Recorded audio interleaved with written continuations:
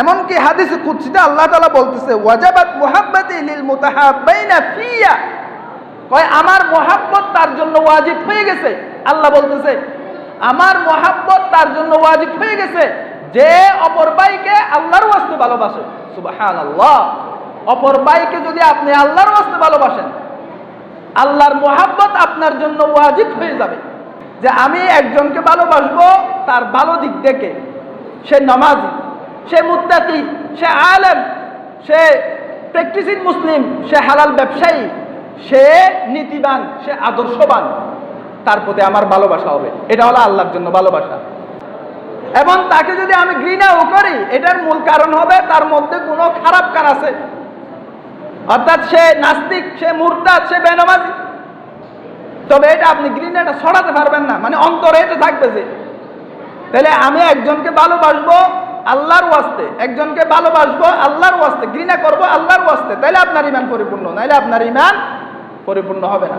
7 ধরনের ব্যক্তিকে আল্লাহ তাআলা ওই আরশের নিচে ছায়া দিবেন, সূর্য মাথার উপর, মগজ টকবক করবে। ওখানে বলা হয়েছে এমন 2 জন ব্যক্তিকে আল্লাহ ছায়া দিবেন যারা শুধুমাত্র আল্লাহর উদ্দেশ্যে একে অপরকে ভালোবাসত। বুঝেন এবার আমলটা কত দামি, আমলটা এখনো আমাদের কাছে হালকা মনে হচ্ছে। একে অপরের ভালোবাসার ক্রাইটেরিয়া, যে নীতিগত ক্রাইটেরিয়া কি, আদর্শগত ক্রাইটেরিয়া কি, আমি কেন ভালোবাসবো, আমি কেন একজন আলেমকে ভালোবাসবো, আমি কেন একজন ইমামকে ভালোবাসবো, আমার ভালোবাসার ক্রাইটেরিয়া কি? একমাত্র আল্লাহর উদ্দেশ্যে আমি ভালোবাসি। একজন বড় আলেম, একজন বড় মুফাসসিরে কুরআন, এজন্য আমি তাকে ভালোবাসি। সে একজন নামাজি ব্যক্তি, সে একজন এলাকার আদর্শবান ব্যক্তি, সে ভালো কাজে উৎসাহ দেয়, খারাপ কাজ থেকে মানুষকে বিরত রাখে, এই জন্য তাকে ভালোবাসি।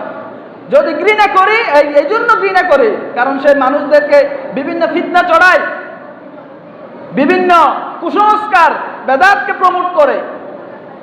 এই যে ভালোবাসার ক্রাইটেরিয়া, এটা যা তা কথা নয়। আজকে আমাদের ভালোবাসার মূল ক্রাইটেরিয়া হয়ে গেছে দুনিয়াবিক স্বার্থ। যার কাছে পয়সা আছে তাকে ভালোবাসি, যে প্রভাবশালী তাকে ভালোবাসি, যে আমার দলের লোক তাকে ভালোবাসি। এই যে অনেক দামি কথা এটা। একজন মুমিন যদি ইমানদার হয়, মুসলমান হয়, তার মধ্যে ভালো গুণ থাকে। এখন আমার ভালোবাসাটা আমি দল কেন্দ্রিক হয়ে যাচ্ছে, যে আমার দলের হলে আমি ভালোবাসবো, আমার দলের মানুষ যতই খারাপ হোক তারপরও সে আমার আপন, ভিন্ন দলের মানুষ যতই নামাজি হোক, ভালো হোক, তারপরও সে আমার ফরজ। এই যে ক্রাইটেরিয়া, আপনার ঈমান পরিপূর্ণ হয় নাই। আল হুব্বু ফিল্লাহ ওয়াল বুগযু ফিল্লাহ, মান আহাব্বা লিল্লাহ ওয়া আবগাদা লিল্লাহ ওয়া আতা লিল্লাহ ওয়া মানা লিল্লাহ ফাকাদ ইসতাকমালাল ঈমান। ঈমান পরিপূর্ণ করতে আমাদেরকে আমাদের মুহাব্বতের ক্রাইটেরিয়া বানাতে হবে দুনিয়াবিক স্বার্থ নয়, দলীয় স্বার্থ নয়।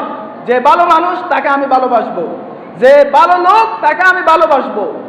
এমনও হয় আমার দলের মানুষ চুরি করে, আমার দলের মানুষ বিভিন্ন রকমের অসামাজিক কাজে লিপ্ত, মাদকাসক্ত, তাইলে আমি তাকে কেন ভালোবাসবো? যে ভিন্ন দলের কিন্তু সে মানুষ নামাজ পড়ে, দোয়া পড়ে, রোজা রাখা, সমাজে বিভিন্ন দান সাহায্য করে, সমাজের সম্প্রীতি রক্ষা করে। এই ভালোবাসার ক্রাইটেরিয়া হবে আল হুব্বু ফিল্লাহ ওয়াল বুগযু ফিল্লাহ। স্বল্প সময়ে আমি এই আমাদের ভালোবাসার ক্রাইটেরিয়া সম্পর্কে কিছু বললাম, এবং পাশাপাশি বর্তমান দেশের পরিস্থিতি অনুযায়ী কিছু কথা। আজকে আলহামদুলিল্লাহ জালেম সরকারের পতনের পরে ইসলামপন্থীদের মধ্যে যে ঐক্যের আভাস আসতেছে, বিশেষ করে আমরা জানি আজকে পুরা বাংলাদেশের মধ্যে যেভাবে ইসলামী দলগুলো একে অপরের কাছে আসতেছে, এটা আমরা সব সময় এটাকে আমরা প্রমোট করব, এটাকে গ্রহণ করব, যেন ইসলামী দলগুলো ঐক্যবদ্ধ হয়ে বাংলাদেশে ইসলামী হুকুমতকে ত্বরান্বিত করে, এবং নাস্তিক, মুরতাদ, ইসলামের দুশ্মন যারা আছে তারা যেন এই দেশে মাথাচাড়া দিয়ে না উঠতে পারে। এক্ষেত্রেও আমাদের আল হুব্বু ফিল্লাহ ওয়াল বুগযু ফিল্লাহ কাজ করতে হবে। যদি আমরা মুসলমান ইসলামী দলগুলো একে অপরকে যদি দূরে সরিয়ে দিই, তাইলে ওই আল হুব্বু ফিল্লাহ ওয়াল বুগযু ফিল্লাহ আমার ঈমান পরিপূর্ণ হয় নাই, এবং এই অজুহাতে বাংলাদেশে ইসলামী হুকুমত আসাও অনেক দূর হয়ে যাবে। যদি আমি আমার ঈমানকে যদি কাজে লাগিয়ে যে ইসলামী দলগুলোকে ভালোবাসি, তাদেরকে কাছে আনি, এবং কাজে আর কথাই যদি বাস্তবায়ন করতে পারি, তাহলে ইনশাআল্লাহ বাংলার আকাশে আবার ইসলামী হুকুমত এবং ডানপন্থীদের হুকুমত আসবে, একদিনে আসবে না, ধাপে ধাপে আসবে। একদিনে কি সবকিছু সম্ভব হয় না, ধাপে ধাপে। আজকে 20% হবে, কালকে 30% হবে, এরপর 50% হবে।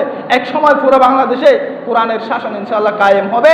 আমরা সেই আশা ব্যক্ত করে পরস্পর ইসলামী দলগুলোর মধ্যে কাদা ছুটাছুটি না করে, এটা হলো একেবারে প্রতিটি দলের কেন্দ্রীয় পর্যায়ে আমিরদের এটাই নির্দেশ।